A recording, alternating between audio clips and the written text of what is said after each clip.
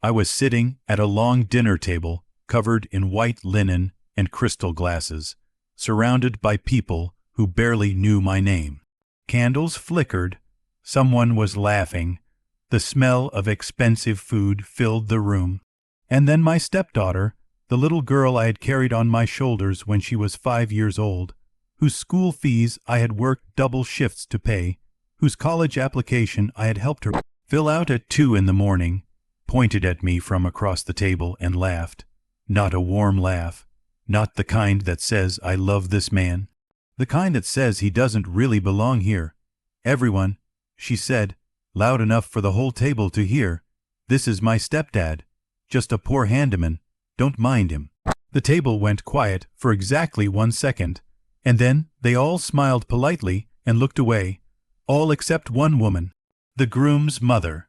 She was sitting directly across from me, wearing a pearl necklace and a look of sharp intelligence. She had been quiet all evening, watching everything with careful eyes, and when my stepdaughter said those words, this woman, this stranger, did not look away. She leaned forward, she squinted at me, and she said, very slowly, "Wait, you're the man who..." And that is where I have to stop and take you back. Back to the beginning, back to a much simpler life, back to where all of this really started. My name is Gerald. Gerald Moss. I am 61 years old. I have rough hands and a quiet voice. I drive a truck that's older than some of the people at that dinner table. My jeans are always clean but never expensive. I fix things for a living, pipes, roofs, broken fences, broken doors. I have been doing it since I was 19 years old, when my own father handed me a wrench and said, "Gerald, a man who can fix things will never go hungry." He was right. I have never gone hungry, but I have been hungry for something else, something no wrench can fix: respect. I got married for the first time when I was 26. Her name was Patricia. She was lovely and funny, and she had a little girl, a 3-year-old named Danielle, with big brown eyes and a gap between her front teeth. Patricia and I were happy for a while, but happiness, I learned, is not always permanent. When Danielle was 7, Patricia got sick. Cancer, the kind that moves fast and doesn't apologize.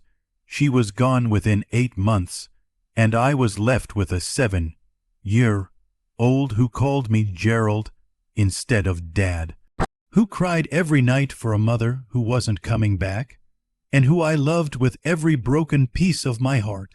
I raised her. I raised Danielle alone for 4 years before I met Carol. Carol was kind. Carol was warm. Carol had a son of her own, Marcus, who was 9 years old and obsessed with dinosaurs. We got married quietly, just the 4 of us at the courthouse, with a small cake from the bakery on 5th Street. We were not rich. We were never rich, but we were a family. I worked every day, 2 jobs sometimes. Handyman worked during the day, night security on weekends. Carol cleaned houses. Marcus grew up and got a scholarship to engineering school, which I am proud of. I want you to know that. I am so proud. And Danielle, my Danielle, graduated from a good university, got a job in marketing, and met a young man named Brandon. Brandon was nice enough, quiet, came from money, and that is when things started to change. I didn't notice it at first. When Danielle first started dating Brandon, she still called me on Sundays, still came home for Christmas, still sat at my kitchen table and ate Carol's pot roast and laughed at my old jokes. But slowly, the way a season changes, something shifted. She started spending more time with Brandon's family. His mother, Vivien, had a big house in a gated neighborhood. Vivien threw dinner parties. Vivien had opinions about wine and interior design and the right kind of handbag to carry.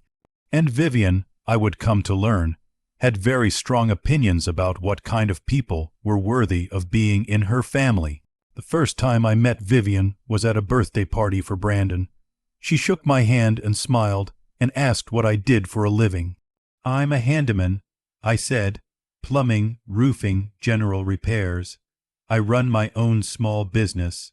Her smile did not falter, but her eyes did something, just a small shift, a flicker of assessment. "How practical," she said. And then she turned away to talk to someone else. After that, I noticed that when Danielle talked about Brandon's family, her voice had a new sound in it. An impressed sound, a sound I had never heard when she talked about me. "Vivien took me to this restaurant. Gerald, oh my God, it was incredible. Brandon's dad has this boat, Gerald. You should see it. Vivien thinks I should redecorate my apartment. She has such great taste." She stopped calling me Dad around this time.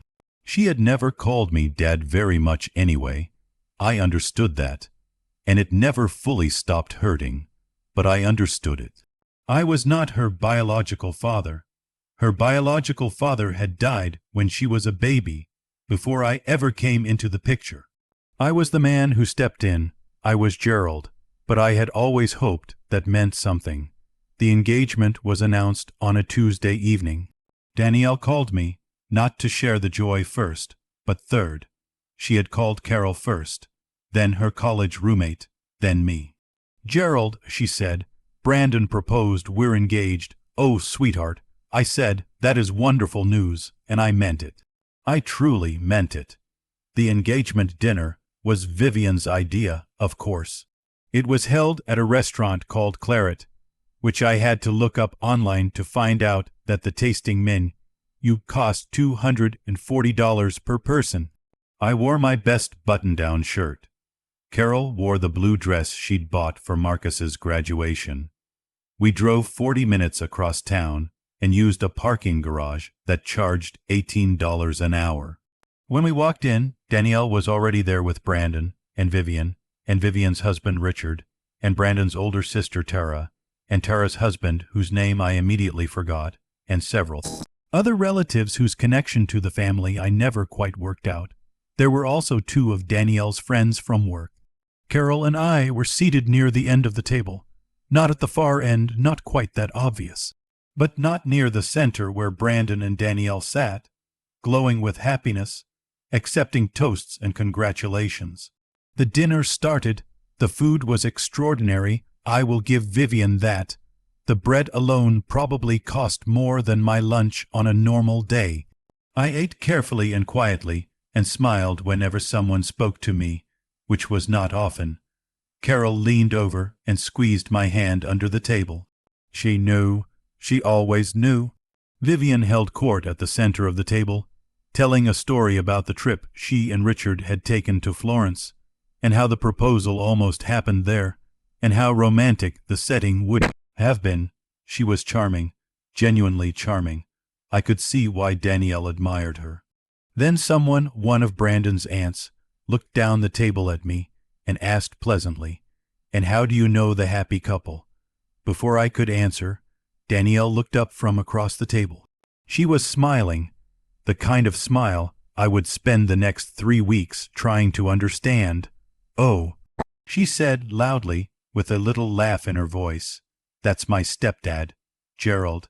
He's just a poor handyman, don't worry. He doesn't know anyone famous." Laughter moved around the table. Polite, well-mannered laughter. I put my fork down very quietly. Carol's hand found mine again under the table. She squeezed hard. I looked at Danielle. She was already turning back to Brandon, whispering something in his ear, still smiling. I said nothing. I am a quiet man. I have always been a quiet man. My father taught me that silence is not weakness, it is patience, wearing a long coat. I breathed in, I breathed out, and then Vivien's voice cut through the noise. "Wait." The table didn't fully go quiet, but the people nearest to her turned. Vivien was staring at me. Her head was tilted. Her perfectly shaped eyebrows were drawn together. She looked like a woman solving a puzzle that she hadn't expected to find interesting. "Gerald Moss," she said slowly. "You're Gerald Moss, the handyman." "Yes, ma'am," I said. Her expression was doing something I could not read. "Something complicated. You work in this city. You've worked here for how long? About 35 years, I said. She sat back in her chair. Richard, she said, turning to her husband, Richard, look at this man. Richard looked at me. He blinked, and then his face changed too. My God, Richard said quietly, and the whole table went silent now. Really silent. Vivien stood up. Now, I want you to understand something. Vivien was a woman who commanded rooms. When she stood, people looked. So when she pushed back her chair and walked the length of that dinner table toward me, every single person watched. She stopped beside my chair. I looked up at her. You built the Harmon Community Center, she said. It wasn't a question. The air in the room felt different. I was part of the crew. I said carefully. I did most of the structural repair work, yes. You did more than that. Her voice had changed. The polished dinner party voice was gone. This was a different voice, real. 12 years ago, the Harmon Community Center in Eastfield, there was a boy. He was stuck in the collapsed East Corridor during the renovation accident. Do you remember? I was quiet for a moment. Then I said, I remember. Vivien's eyes were shining. That boy, she said, was my nephew, my sister's son. He was 8 years old. The structural wall came down during a renovation inspection that should never have been scheduled. 3 workers ran out. 1 man went in. She paused. That man found my nephew under 16 inches of concrete and rebar. He held a beam with his bare hands. They said that's what the paramedics told my sister, that this man was holding a beam with his bare hands so the boy could be pulled out. He had both hands badly cut. He refused hospital treatment until the boy was safe. She was not performing now. This was real grief and real gratitude mixing together in front of strangers. My sister tried to find that man for 2 years. The workers on site said his name was Gerald. That's all they knew. The company that hired him had closed. We put out notices. We never found him. She looked at me. Mr. Moss, she said, and her voice broke just slightly. That boy is 20 years old now. He is a sophomore in college. He is alive because of you. The room was absolutely still. Danielle's face had gone the color of paper. I looked down at my hands. The scars are still there, pale and irregular across my palms where the rebar cut through. I had told Carol it was a job site accident. That was all I had ever said about it. I had never told Danielle. I had never told anyone. I didn't do anything special, I said. I did what any person would do. No, said Vivien firmly. You did not do what any person would do. 3 people ran. You went in, and you never asked for anything. Not recognition, not money, not even a thank you. Richard had stood up too now. He walked over and extended his hand to me. His eyes were red. My sister's name is Helen, he said. Her son's name is Caleb. He wants to be an engineer. I shook his hand. I'm glad, I said honestly. I'm really glad he's well. I want to describe Danielle's face for you, because I have replayed it many times in the weeks since that dinner, in the dark, when I can't sleep. She was sitting at the center of the table, where she belonged, in the seat of honor, the glowing bride, to be. And she was staring at me. Her mouth was slightly open. Her eyes were moving back and forth between me and Vivien, between me and Richard, between my face and my scarred hands.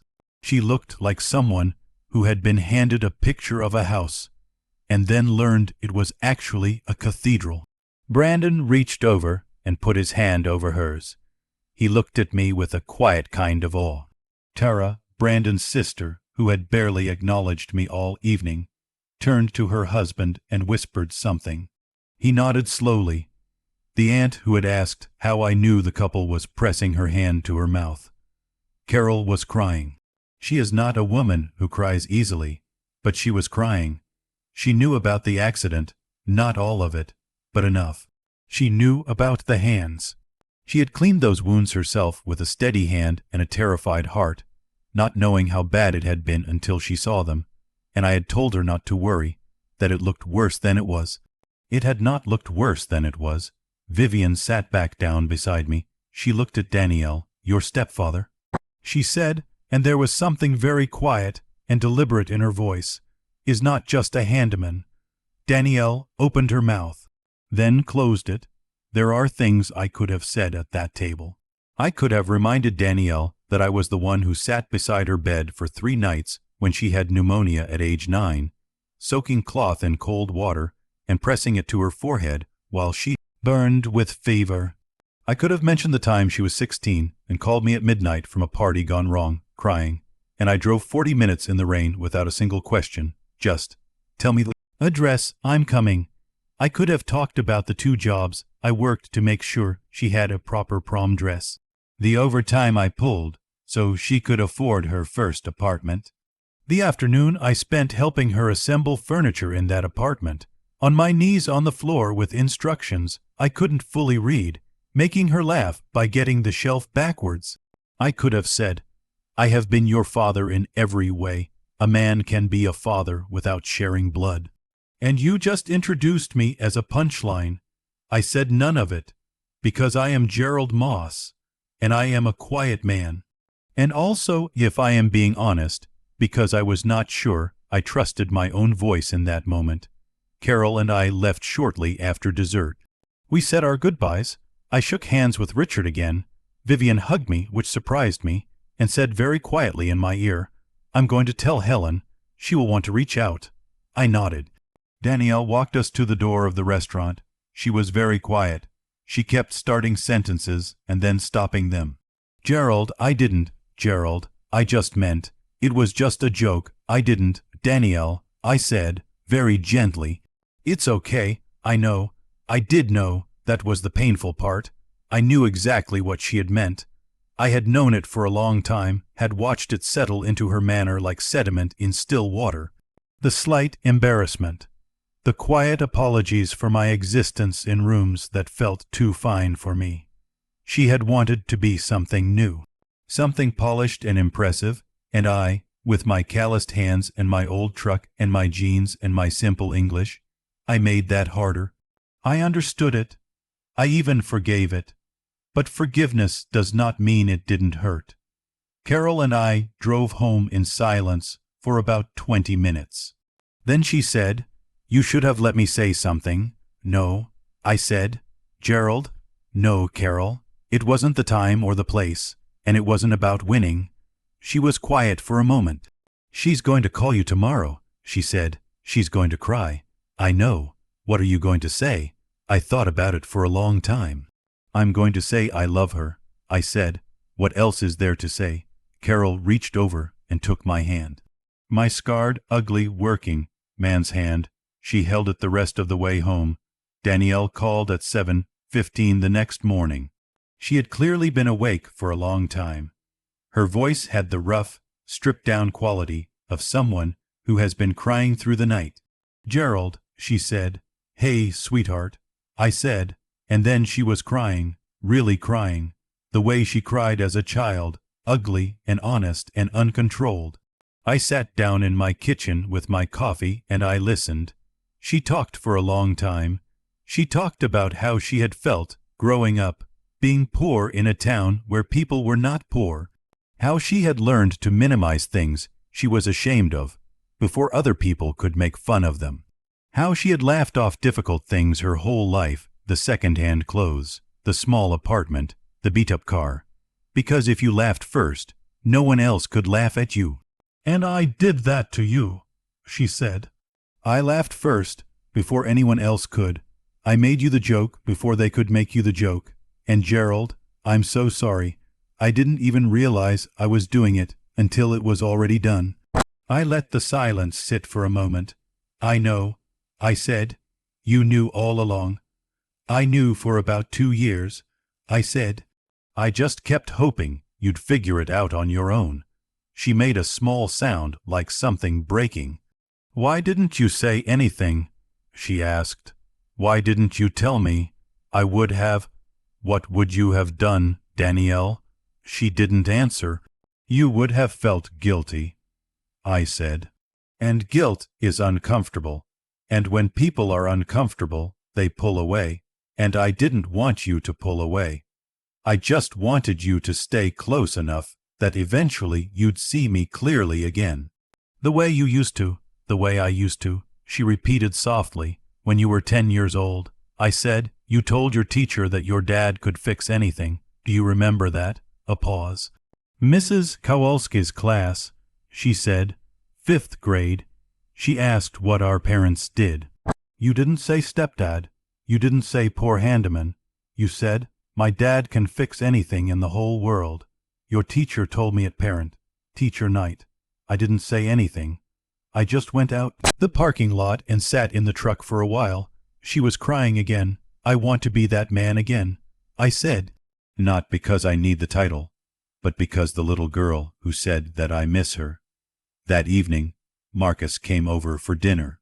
Marcus, my stepson, the engineer, had heard about the dinner from Carol.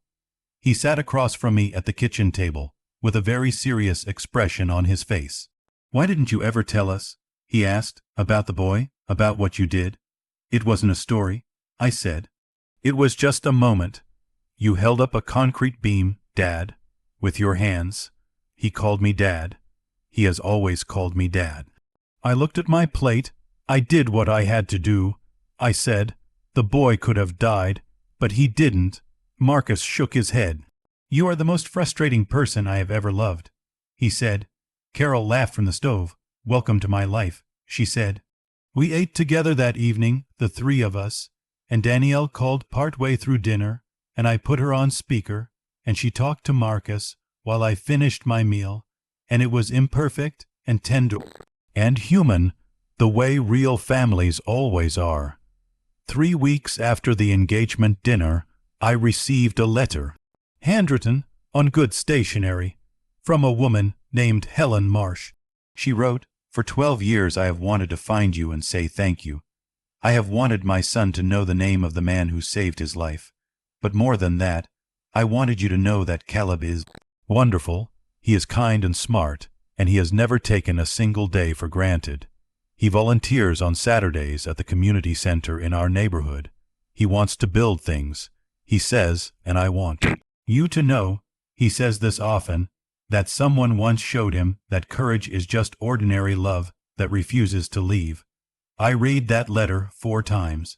I folded it carefully and put it in the drawer beside my bed, next to a photo of Danielle at age 7, sitting on my shoulders at a summer fair, laughing at the sky. That night, I told Carol, I think I'm okay. She looked at me. Were you not okay before? Not entirely, I admitted. She put her head on my shoulder. Gerald, she said, you have been okay for so long that people stopped noticing. That's different. I thought about that for a while. I want Caleb to know my name, I said, not as a hero, just as a neighbor, just as a regular man. I know, she said. I'd like to meet him someday, maybe shake his hand. I think that can be arranged. 2 months after the engagement dinner, Danielle came to the house for Sunday dinner. She brought Brandon. Brandon walked around my garage before we ate. He looked at my tools, organized and worn, each in its place. He asked questions. He was genuinely interested. He asked about a vintage hand plane I had kept from my father, and I showed him how to use it, and his face was like a kid at Christmas. At the table, he said to Danielle, I can see where you get your practicality. She looked at him, then she looked at me. Yeah, she said, I can too. After dinner, she helped me wash up. We stood at the kitchen sink together, the way we had when she was small, and I would wash, and she would dry, and she always dropped at least one thing, and I always pretended not to notice. She said, I've been thinking about something. Tell me. You never once made me feel like I wasn't yours, she said. Not once, not in 30 years. And I, at one dinner, made you feel like you weren't enough. How do people come back from that? I handed her a wet plate. The same way they fix anything, I said, patiently, a little at a time, and without giving up. She dried the plate, handed it back, and then she leaned her head against my arm, the way she used to do at 7 years old. "I'm sorry, Dad," she said. That word, that one word. I put my arm around her and I did not say anything at all, because some moments are too full for words, and this was one of them. I should tell you about Vivien, because she surprised me. A month after the engagement dinner, she came by the house unannounced. She was alone, no Richard, no Tara, no performance. She knocked on the door with a bottle of wine and an expression that looked, for the first time, genuinely unsure of herself. Carol let her in. We sat in the living room, the regular living room with the regular sofa, and the coffee table I had built myself from reclaimed wood. And Vivien looked around with eyes that were actually seeing, not assessing. "I owe you an apology," she said. "Not just for what Danielle said, but for my part in making her feel like you were something to apologize for. I set a tone at that table.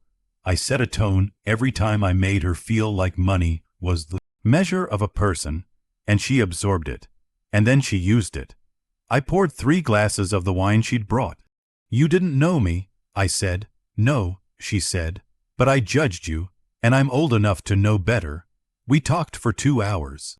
She told me about her own father, a plumber from Queens who had worked himself half to death so she could go to college. How she had spent 20 years quietly embarrassed by him at dinner parties.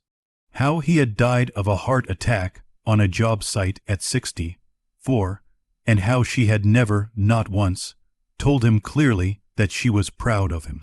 "He was my Gerald," she said. She looked at me steadily, and I wasted it. I nodded. "Don't waste it again," I said. She stayed for dinner. In the spring I met Caleb Marsh. Helen brought him to the house on a Saturday morning. He was 20 years old, tall, with his mother's eyes and a firm handshake that told me he had been raised right. He stood in my driveway and looked at me. "Mr. Moss," he said, "I've been wanting to meet you my whole life." "Just Gerald," I said. He smiled. "My mom didn't want to pressure you. She said you were the kind of man who would want to be just a regular person about it." "Your mom sounds smart," I said. "She is." He paused. "I remember you, you know. I know I was 8. I know it was only like 10 minutes, but I remember your voice. You were talking to me the whole time. You kept saying, 'Stay with me, buddy. Just stay with me.'" I had forgotten that. I hadn't realized I'd been talking. "I'm glad it helped," I said. "It did." He looked at my hands, then back up at my face. "I want to build things. I want to build things that hold. That's the only kind worth building," I said. We shook hands again, and then, on an impulse I couldn't explain, I hugged him. This boy I had held a beam for 12 years ago. This grown young man with his whole life ahead of him. He hugged me back hard. Helen was crying on my porch. Carol was crying in the doorway. I was the only one not crying, which is how I knew I was about to cry, and I held it together until they'd driven away. And then I stood in the driveway and let it go, quietly, the way I did. Everything, just me, and the morning and 35 years of showing up without being asked. Danielle and Brandon were married in October. She asked me to walk her down the aisle, not Gerald, from the end of the table, not the handyman, me, her father. I wore a suit that Marcus helped me pick out. Carol fixed my tie 3 times in the car and said I looked like a movie star, which was not true, but I appreciated it. When Danielle appeared at the back of the church, she was the most beautiful thing I had ever seen. She looked like her mother. She looked like the girl I had carried on my shoulders. She looked like every Sunday morning and every school run and every quiet, ordinary moment that somehow, when you add them all together, becomes a life. She took my arm, she leaned in close and said, "Thank you for not giving up on me. You're my daughter," I said. "There's no universe where I give up on you." We walked. I am not a wise man. I am not a famous man. I have no degrees on my wall. I have no boat, no vacation home, no investment portfolio.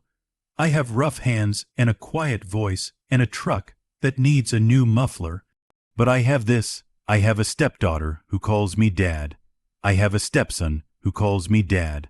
I have a wife who holds my scarred hand in the dark.